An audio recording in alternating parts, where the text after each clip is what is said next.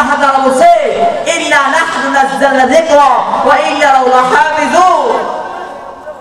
এইভাবে বলার পর সকল মানুষরা খালি ওই সব মক্কা লিডাররা বলতেছে আরে আজকে উম্মে জামিল নবীজি আঘাত করার জন্য গেল, নবীজিকে মারার জন্য গেল, আর উম্মে জামিল মারতে পারলো না, কি এর জন্য আবার ব্যাগ দিয়েছেন না বাড়ির দিকে, কারণটা কি?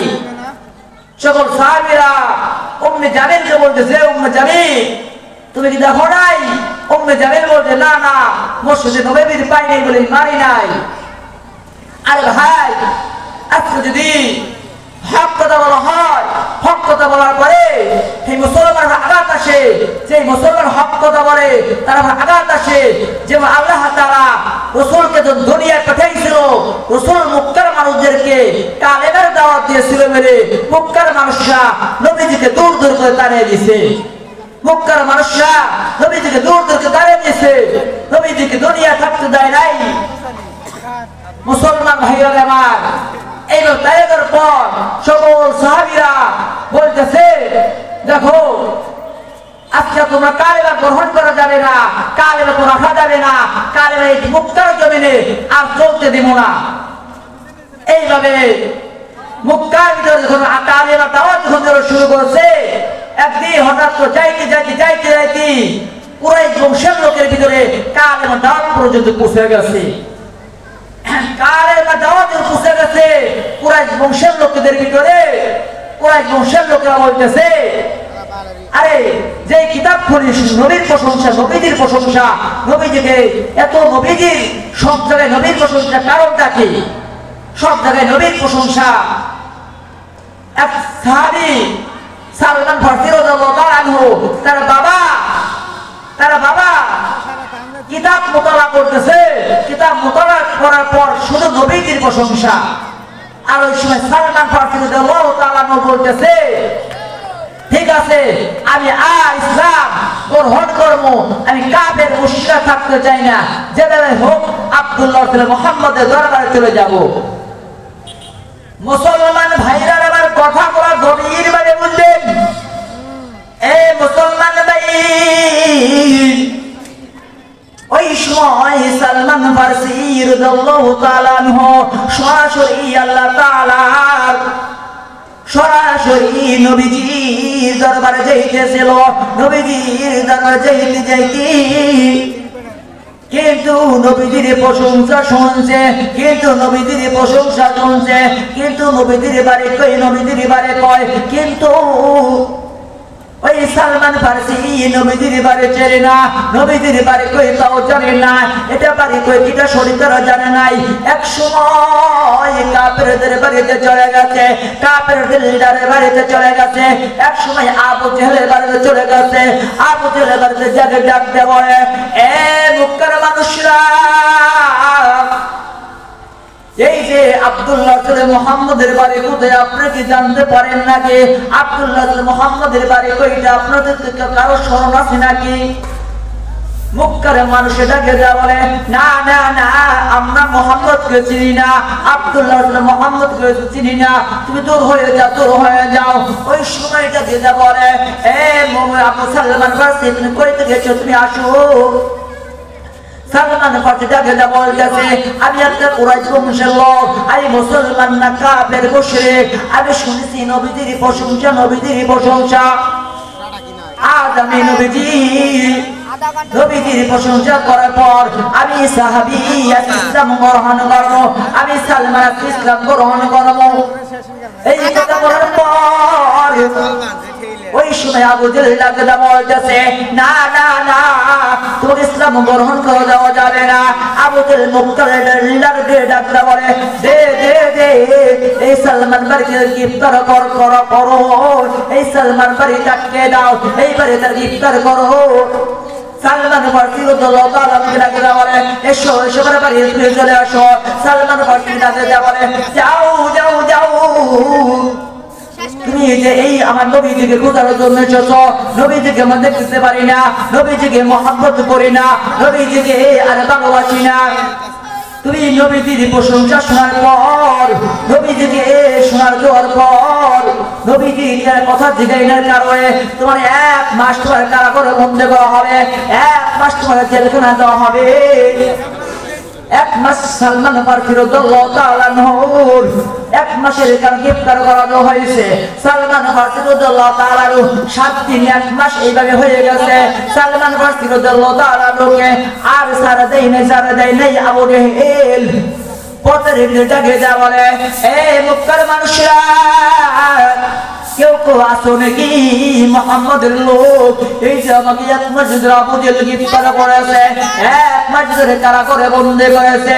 আমাকে আবু জেহেল বাড়ি ত্যাগ করার পর আমাকে বাড়ি থেকে ছাড় দেওয়া হয় নাই, আমাকে গ্রেফতার করেছে। ওই সময় আলী রাদিয়াল্লাহু তাআলা ওই রাস্তা দিয়ে কোন এক সময় ব্যবসার কারণে যাইতেছিল, ব্যবসায় যাইতেছিল। আলী রাদিয়াল্লাহু তাআলা আমাকে বলতেছে, এ ভাই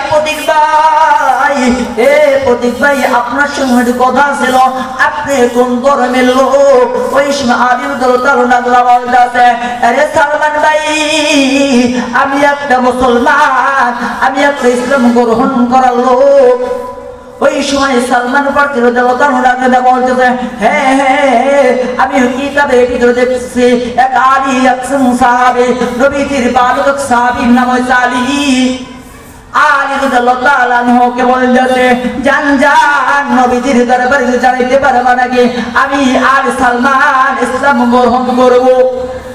আলী রাদিয়াল্লাহু তাআলা আনহু নবীজির বাড়িতে যাইতেছিল, নবীজিকে ডাকা বলে, ওগো নবীজি এক সাহাবী আপনার দরবারে আসতেছিল। হঠাৎ করে আবু জেহেল সালমান ফারসিকে গ্রেফতার করেছে, কারাগারে বন্দী করেছে, জেলখানায় আটকে রাখছে। শুধু তাই নয় নবী গো, 1 মাস কারাগারে বন্দী করেছে, 1 মাস পার হয়ে গেছে, কিন্তু সালমান ফারসিকে এখনো ছাড় দেওয়া হয় নাই, এখনো গ্রেফতার করেছে, এখনো কারাগারে বন্দী করেছে।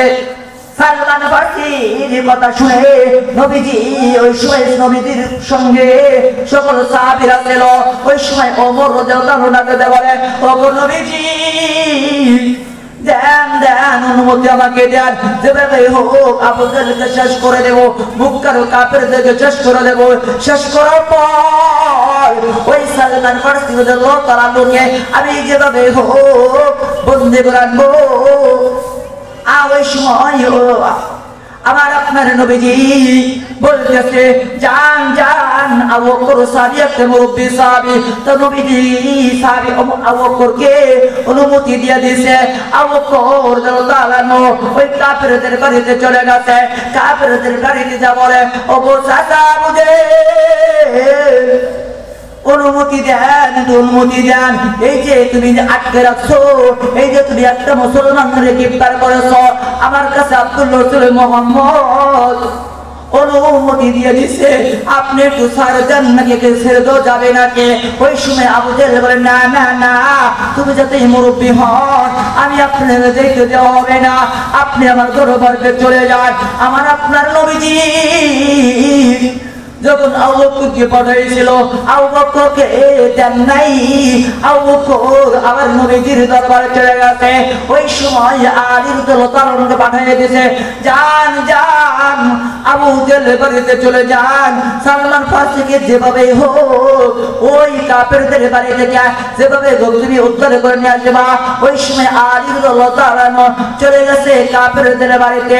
আবু জেহেলের বাড়িতে যাওয়ার পর আবু জেহেলকে ডাকে বলে, ও মক্কার লিডার, এই যে সালমানকে তুমি 1 মাস ধরে কারাগারে বন্দী করেছো, 1 মাস ধরে তাকে আটকে রাখছো, আমার নবীজি একে ছাড় দিতে বলছে, একেবারে থেকে ছাড় দিতে বলছে।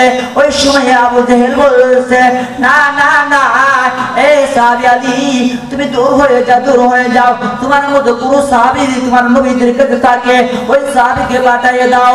ওই সময় আমার আপনার নবীজি এক সাহাবী ধনী মানুষ, তার নাম উসমান রাদিয়াল্লাহু তাআলা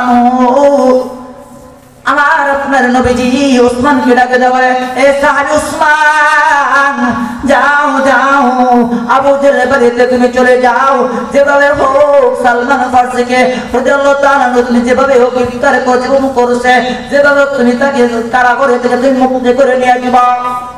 সালমান ফারসি রাদিয়াল্লাহু তাআলা জানার জন্য হযরত ওসমান রাদিয়াল্লাহু তাআলা চলে গেছে। ওই সিনা আবু জেহেলকে ডাকে যাবে, ও গো চাচা আবু জেহেল, এই যে সালমান ফারসি গ্রেফতার করেছো, সালমানকে আটকে রাখছো, দেন দেন দেন, একে তুমি গ্রেফতার করতে পারবেন না, একে তুমি ছাড় দিতে হবে। ওই সময় মক্কার এলাকা আবু জেহেল বলতেছে না না না, তোমার কাছে ছাড় দেওয়া হবে না। ওই সময় সাহাবীদেরকে বলতেছে না, তোমার কাছে ছেড়ে দেওয়া হবে না। সকল সাহাবীরা দূর দূর করে দাঁড়িয়ে দিছে। এইভাবে এখন যেবা দুনিয়ার ভিতর যেমন কালেমের দাওয়াত যখন দেওয়া হয়, কালেমের দাওয়াত যখন দেওয়া হয়, ইসলামের কথা যখন বলা হয়, আজকে দুনিয়ার ভিতরে ইসলামের কথা বলা হয় বলে, ইসলামের কথা বলা হয় বলে উলামায়ে কেরামদেরকে কারাগারে বন্দী করে, উলামায়ে কেরামদেরকে জেলখানায় বন্দী করে মাস বা মাস এদেরকে গ্রেফতার করে রাখে। হক কথা বলে বলে, হক কথা বাংলাদেশে বলার পর এদেরকে মুসলমানদেরকে গ্রেফতার করে রাখে। আজ আমরা স্বাধীন বাংলাদেশে স্বাধীনভাবে এখন এই কোরআনে তাফসীর করতে হবে, শুধু তাই নয়, মুসলমান কালেমা প্রচার করতে হবে। প্রত্যেকটা মানুষের দ্বারে দ্বারে আমার আপনার কালেমা চাইতে হবে। কিন্তু আমি আপনি মুসলমান কালেমা নিজে গ্রহণ করে নিজের বাড়িতে থাকি। আল্লাহ তাআলা নবীজিকে যেমন পাঠাইছিল, নবীজি মক্কার মানুষদেরকে যেমন কালেমা গ্রহণ করার পর মক্কার মানুষরা একের পর এক নবীজিকে দূর করে দিয়েছে, তারা মদিনার ভিতরে চলে গেছে। মদিনার সকল সাহাবীরা একের পর এক কালেমা গ্রহণ করতে করতে এইভাবে কালেমা প্রত্যেকটা বাংলাদেশ পৌঁছে গেছে। আল্লাহ তাআলা সকল মুসলমান ভাইদেরকে আমল করার তৌফিক দান করুন।